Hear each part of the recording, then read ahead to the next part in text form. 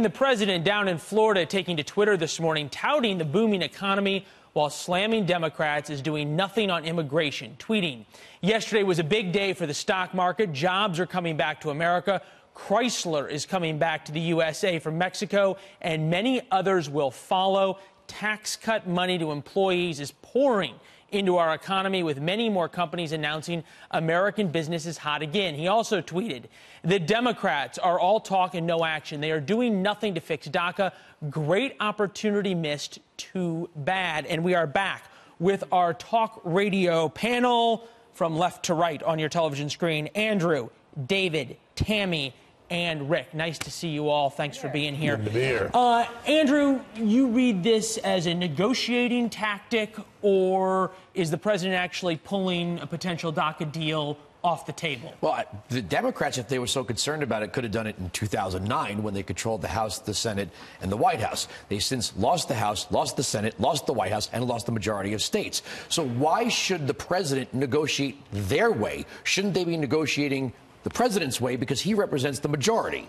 We heard, David, though, the president was sort of willing to negotiate on both ways during that big Oval Office roundtable. Right. And look, a negotiation is when both sides walk away and somebody's unhappy on each side.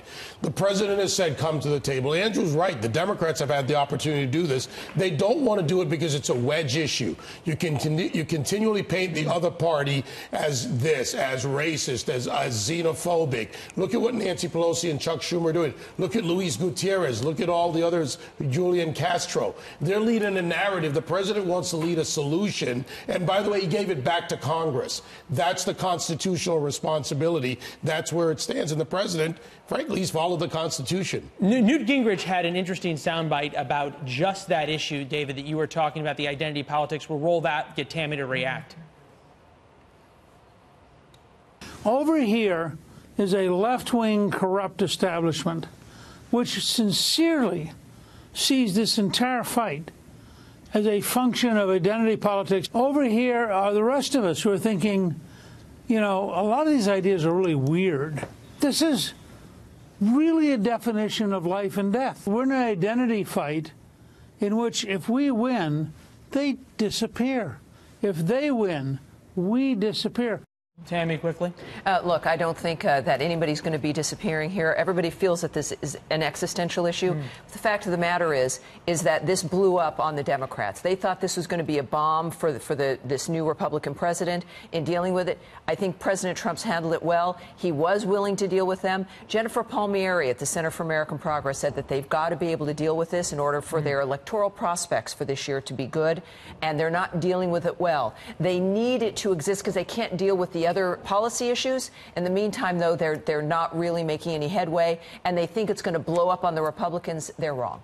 All right, Rick, Democrats seem to be trying to make some political hay out of this firestorm of the president's comments. We've got Nancy Pelosi now this morning out saying you need to do a clean DACA deal, really trying to put Republicans in the corner. We also got Keith Ellison out there saying that if Democrats don't support a clean DACA bill, then he's not going to support them.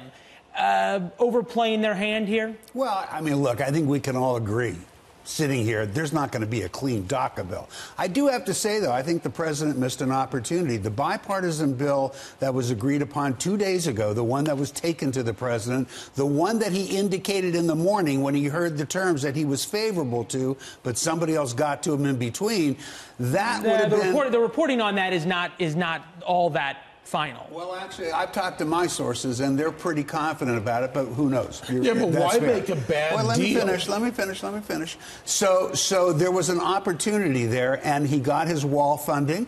There were all the things that he wanted. There were things that would resolve the DACA issue. I think it's a real shame that that was dismissed out of hand. Well, you're talking about this bipartisan deal of a couple of senators. The senators came together. You also have to get the House involved in this, Tammy, as you know from talking to House members. That's a little hard.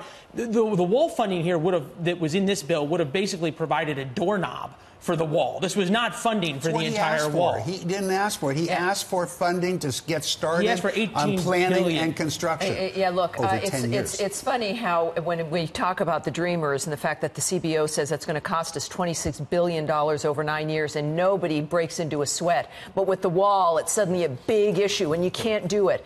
We've got the money. We'll find the money. So, you know, there's different ways you can do it, whether it's through waste, fraud, or different management. That's not going to be an issue. The framework here is the president has an opportunity to make sure that Democrats, the Democratic base knows that their leadership has been a fraud. They've never cared about that issue. To your point, they could have done it years ago. The Dreamer thing for Obama didn't have to be an executive order if he knew actually how to govern. You're setting up this enormous that there is an enormous opportunity for President Trump. Right. David, how does he take advantage of this moment? First, he goes back in time, the Secure Fence Act of 2006. And when you look at it by the numbers, deal with the economic argument around illegal immigration, criminality, drugs, human trafficking.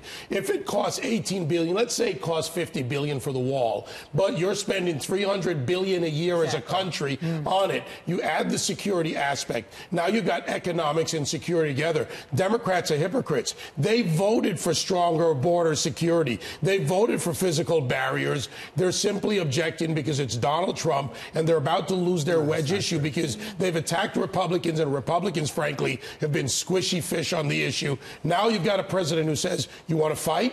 Fine, let's have a fight. Secure Fence Act of 2006. Well, 2006 they voted for it. 2013 Democrats voted for it. Andrew, I was up on Capitol Hill and chased down some of those senators who voted for this in 2013. Democrats who said this was so important to have border security in 2006 and then in 2013. Now they're nowhere to be found on this issue. Some Democrats say they are willing to go shut down the government over DACA. Nancy Pelosi alluded to that this is going to be the wedge issue.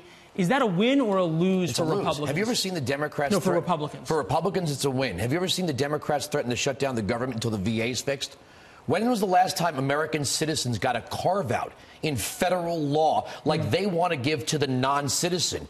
The Democratic Party seems to be constantly giving priority to the non-citizen.